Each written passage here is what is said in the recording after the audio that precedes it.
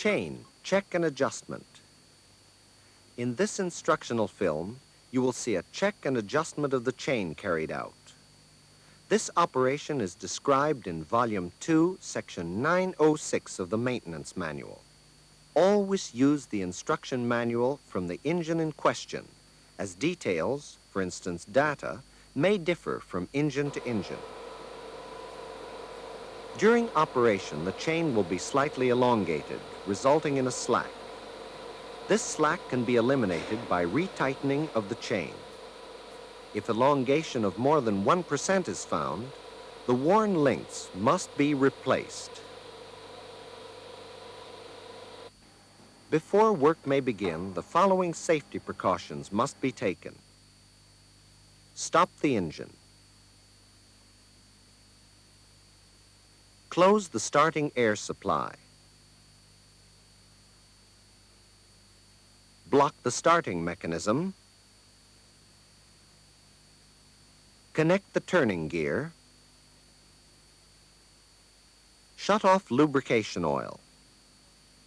If the engine has been running, you must wait 20 minutes before beginning work.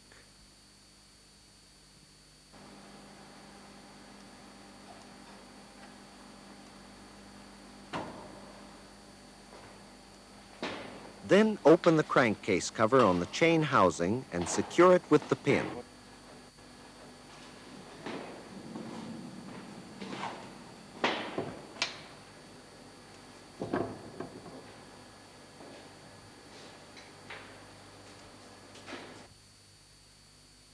Before, the chain was checked for correct tension by turning the engine in such a direction that the chain was slack on the free length, the part of the chain with the greatest distance between two chain wheels. Tension was checked by pulling the chain to and fro by hand at the middle of the free length. Normally, the chain should in this way be able to be moved away from the guide bars corresponding to the length of 1/2 or one chain link. Nowadays, however, we recommend that the chain be routinely adjusted at least every 4,000 hours. In the case of new chain installation, contact the supplier for detailed breaking-in instructions. The chain is adjusted in the following manner. Begin by turning the engine in such a direction that the chain is slack on the same side as the chain tightener wheel. This means that the engine is turned in the opposite direction from the one shown earlier.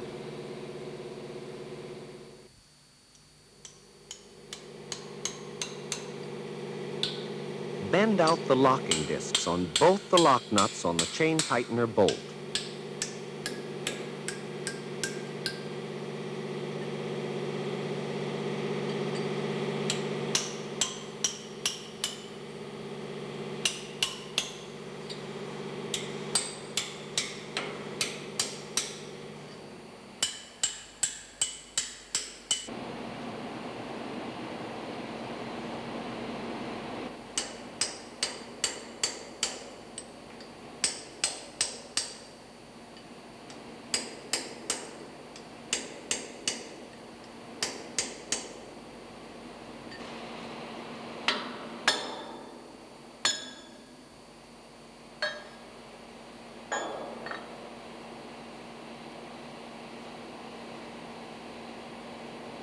Loosen the lock nuts and nuts so that the chain tightener bolt is free. Begin with the lower nuts, and then loosen the upper nuts far enough to give sufficient clearance for the tightening.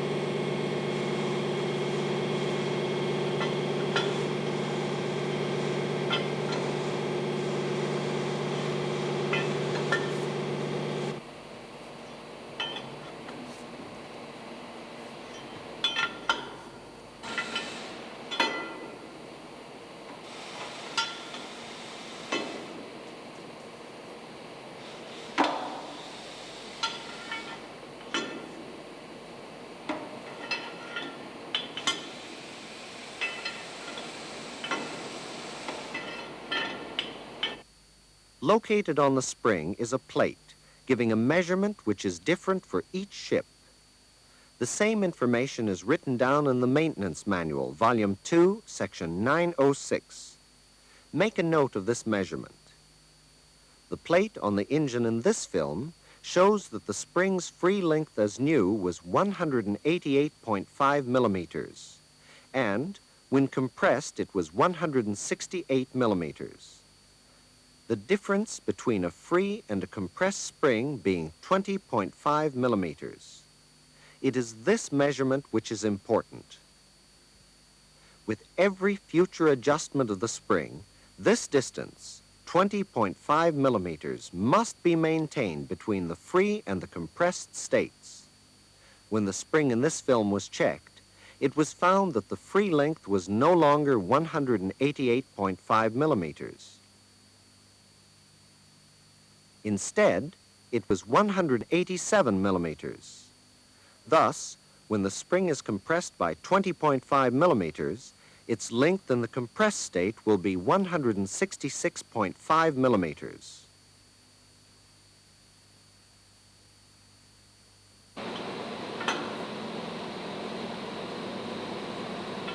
Tighten the lower nut until the spring has been compressed to the correct length, in this case, 166.5 millimeters.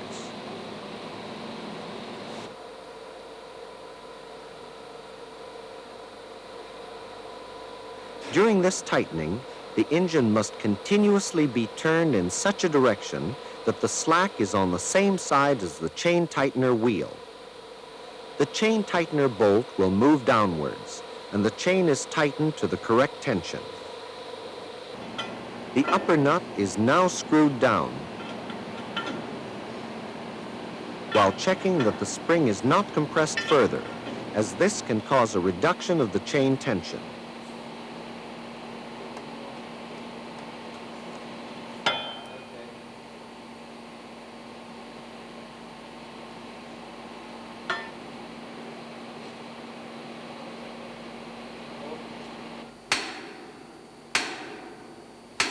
Tighten the upper lock nut and secure both nuts with the locking disc.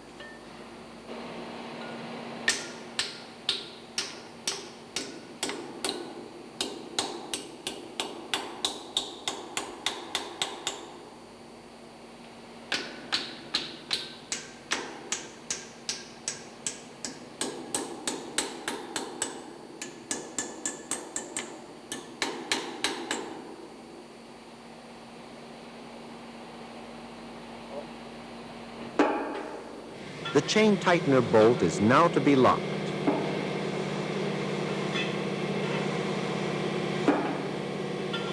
This is done by additional tightening of the lowermost nut until the thrust disc for the spring bears against the distance tube on the chain tightener bolt. This will cause the spring to be further compressed, but it will not affect the chain tension since the upper nuts have been locked into place. When the thrust disc is in place against the distance tube, the nut must be tightened additionally, as indicated in the instruction manual, section 906. For the K90 engine, the nut is turned approximately 40 degrees more. For each engine type, this distance may vary and must be checked with the instruction manual. Finally, in order to lock the chain tightener bolt, the lower lock nut is tightened, and both nuts are secured with a locking disc.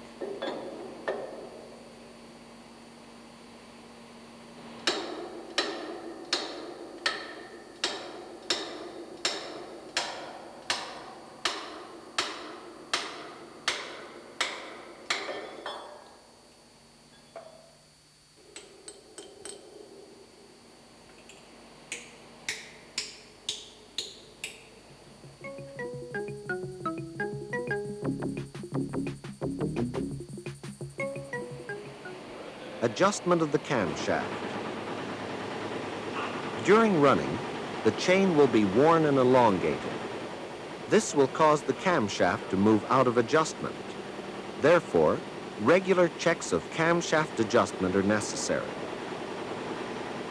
If the change in camshaft adjustment does not exceed 2 degrees, it can be compensated for by adjusting the fuel pumps.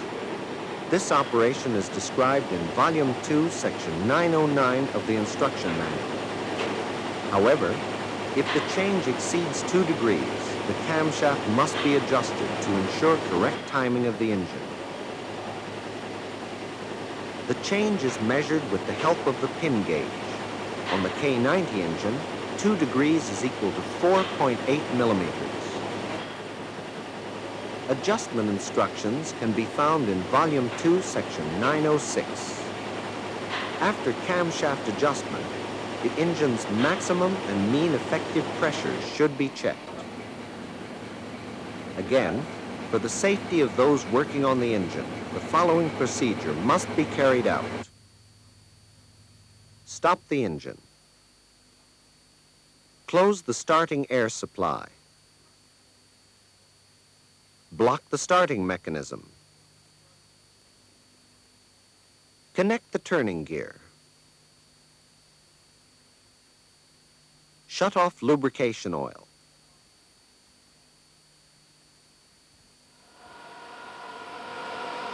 Turn the engine until the marking on the turning wheel indicates that the piston in cylinder number 1 is at top dead center.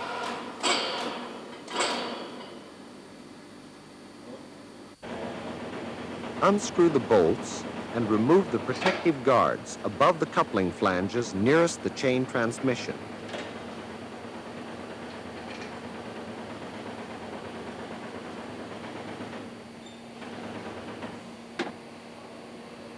Unscrew the 3 plugs closing the hydraulic tool connections on the coupling flange.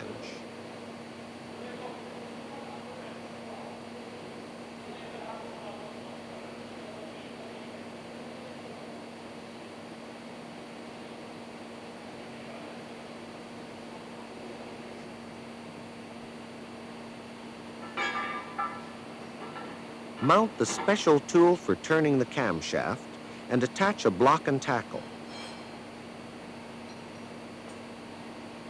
Notice that the tool fits over 2 of the coupling flange bolts.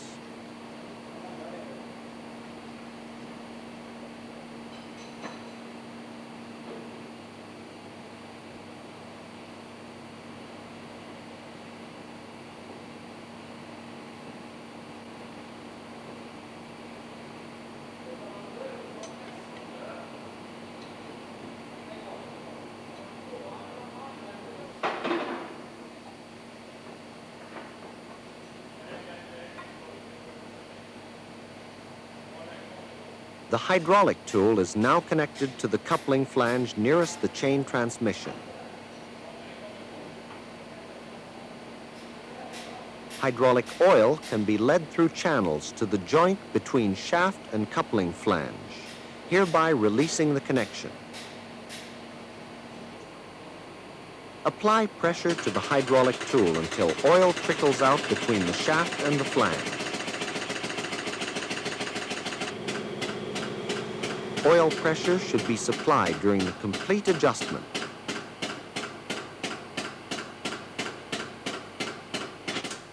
The camshaft can now be adjusted and the adjustment checked with the pin gauge. The gauge is so constructed that when the camshaft is correctly positioned, the points of the gauge fit perfectly into 2 holes. One on the camshaft itself and one on the housing wall.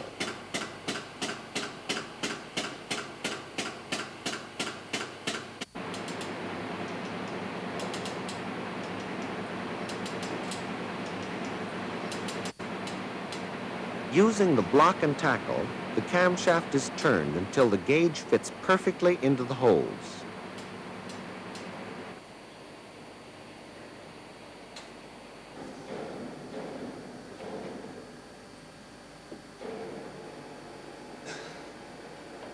Disconnect the hydraulic tool and move it to the coupling flange on the other side of the chain transmission. Also, move the camshaft turning tool and block and tackle. Repeat the procedure. After the camshafts have been adjusted and the hydraulic tool disconnected, wait at least 15 minutes before refitting the plug screws into the flanges again.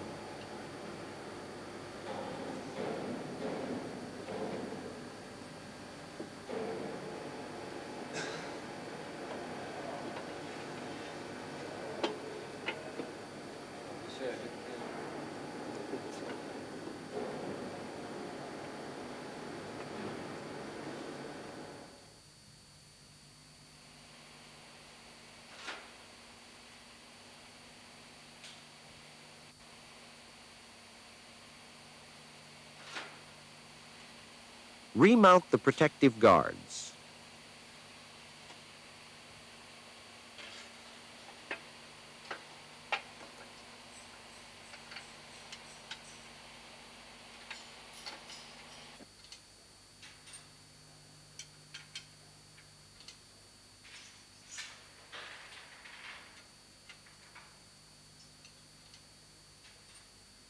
After camshaft adjustment, the maximum and mean effective pressure of the engine must be checked, and it is possible that the fuel pumps must be adjusted.